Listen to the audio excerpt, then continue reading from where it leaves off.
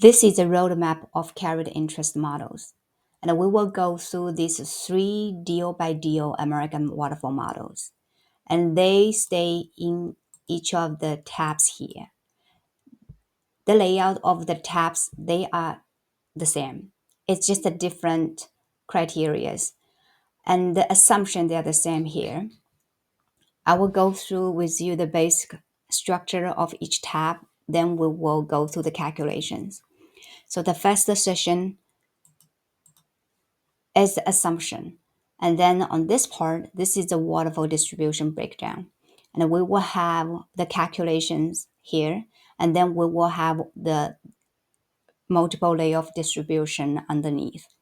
These two little chart or visuals, it just help you to understand how these numbers are related or stand in this big picture. This is just an additional help or understanding.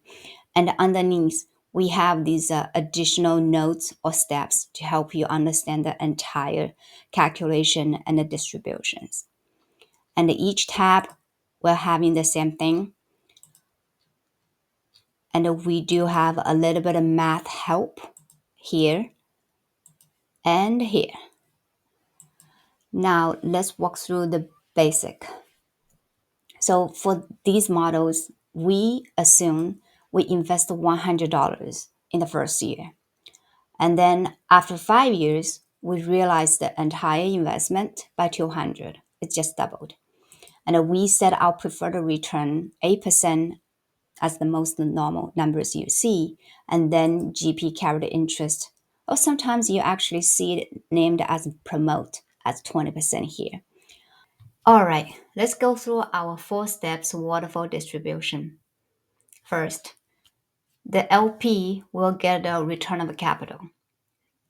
And this is $100 further from here.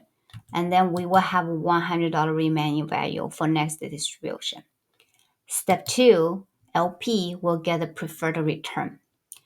The preferred return is 8% compound by 5 years based on this $100 invested capital. So to support this calculation, I put a little screenshot here. So that is the math behind, and we can use this 8% is E9 powered by 8, that's 5 years, and times the principal $100.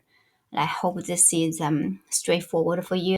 But for this number, I also add a little bit table on this note tab, and to show the balance of the invested capital each year. And by the end of year 5, the number $146.93 is the same as we use in the formulas here. So in step 3, normally the GP catch up, but we're going to skip this step here, and we make this model here very simple and straightforward. Instead, we'll go straight to the step 4, and we will have the split between GP and LP. And the formula is for the GP carried interest, we will have 20% remaining value for GP. And this is just the very straightforward calculation here. And to give you a better idea about how these numbers flowing, let's come to this little visual here. So this big block is the total $200. These are the realized proceeds we received. And the first step here, we're going to return this $100 to the LP. And then we're going to have this preferred return at the second layer here to the LP. And we skip here. GP has no catch up. This is 0 here. And then in the fourth step, the last step on the top, we still have 20% to the GP, and we have 80% to the LP. So this is the same as this calculation table here. Instead of showing as a flow with calculations, these just give you a visualized idea how these numbers related to each other. So this will show you the distributions. So the first, we will have the 100% return of capital plus the $46.93 preferred return to the GP. Then the second distribution, because we don't have a catch up, we will have this 80-20 split to GP and LP.